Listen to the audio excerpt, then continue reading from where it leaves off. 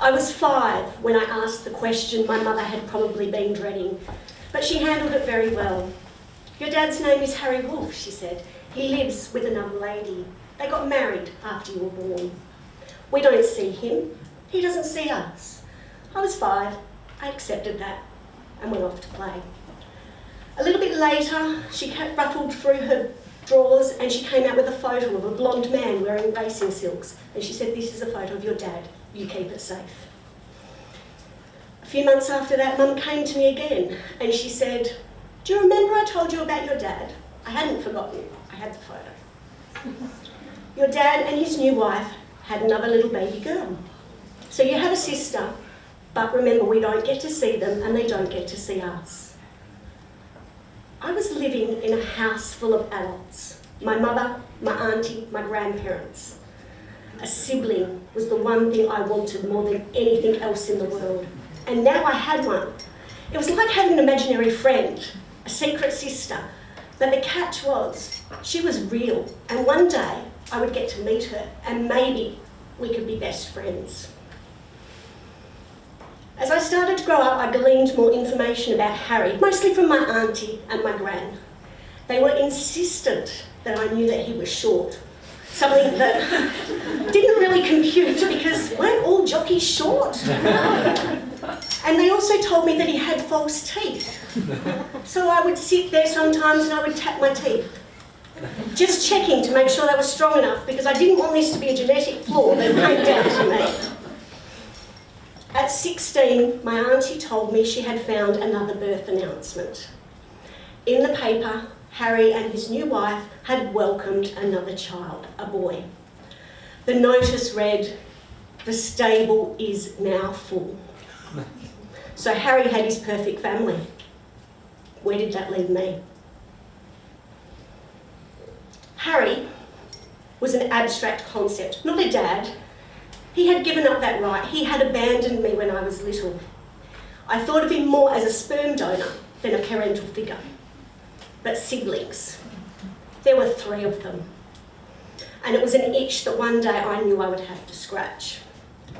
The price would be meeting up with Harry, the sperm donor, the absent father. Could I do that?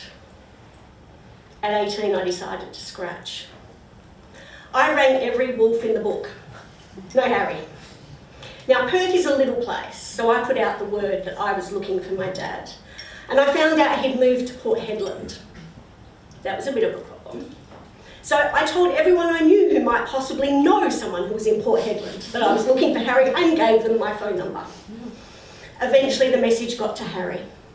So one night after 10 p.m, because in the early 90s, phone calls weren't cheap back then, we had a 2-minute conversation. It was enough to exchange our addresses and say hello. The letter writing would begin. Now, I didn't want to write these letters, which were a conundrum to me. Love, Sandi. There was no love. This man was a stranger.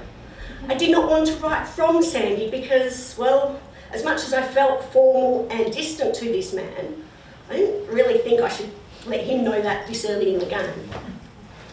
So I went with Wuzzles, Sandi. 6 months of signing letters, Wuzzles, Sandi. And then we decided it was time to meet.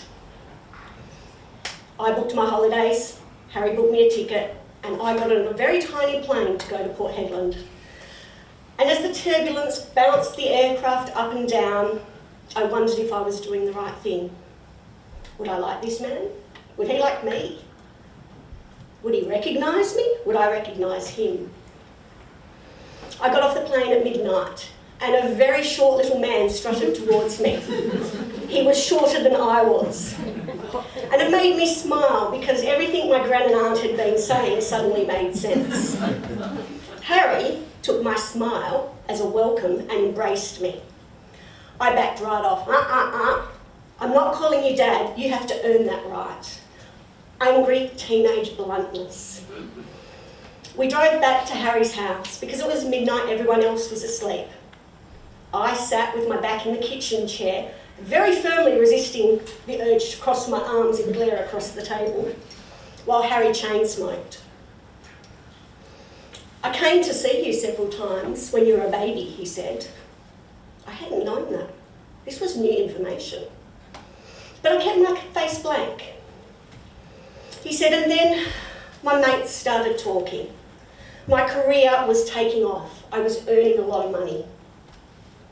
They said, if you claim this child, you'll have to pay child support. So I took a week to think about that. And the week turned into a month. And the month turned into a year. You could say the horse had bolted. He lit another cigarette, his hand shaking. He said, you were 3. It was at the racetrack. You were sitting there throwing stones, talking to yourself, telling stories, and my dad was down from Kalgoorlie to watch me race. And I nudged him and I said, good little filly, that one. She'd make a good granddaughter for you, wouldn't she? Harry's hands shook. He lit another cigarette.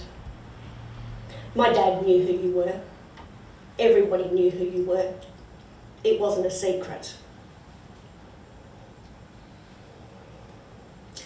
Just after that, I found out that your mother got married again. I looked the chap up. He seemed okay. But there was one thing for certain. I couldn't walk back into your life now. I had to wait for you to find me. And here I am, I said, as I sat back and folded my arms. Yeah, sure.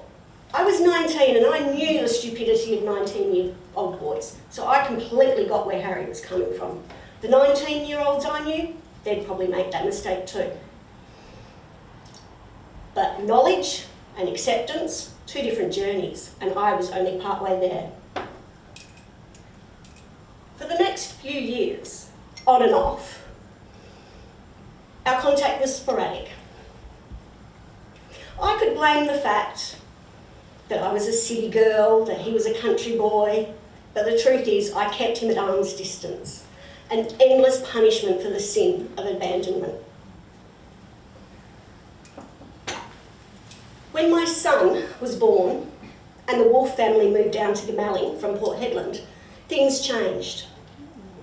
There were visits to SciTech, visits to the zoo, family catch-ups.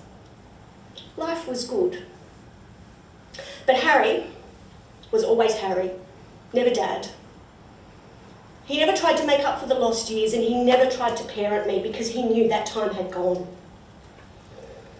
Just after my 33rd birthday, Harry rang me, his voice trembling. This, he said, is the hardest phone call I've ever had to make. I've got lung cancer. I tried the chemo, he said. It didn't work for me. I guess I don't get to retire out at pasture after all. So my son and I made the trip to Gamalling to say goodbye because all too soon Harry had found himself in palliative care. It was a day where there was lots of love and laughter, and I was sitting there watching as I always did. And what I saw was not the 19-year-old who hadn't been ready to be a father, but a loving dad, husband, and a doting grandfather. As my brothers debated the latest footy match, Harry and my son were talking. Jaron said, so the Squirtle evolves to a level 16, and then he turns into Wurtle. And Harry said, let me guess, after that he evolves again. Jaron was nodding frantically, and then Harry interrupted him. When does the squirter become a wuzzle? Harry winked at me. My sister laughed, my son spluttered. For the first time, I was looking at my family with my blinkers off. This man, who had been an absent father for me, had learned how to be a dad. Parenting was the wild beast that Harry had finally tamed.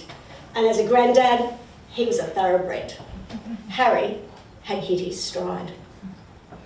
When we returned him to the palliative care unit that afternoon, I bent down, I kissed him. I said, I'll see you soon, Dad. It was a lie, but it was a lie that didn't matter. We both knew that Harry was on the home stretch. But with one little word, I had let my dad know that I had finally forgiven him. you.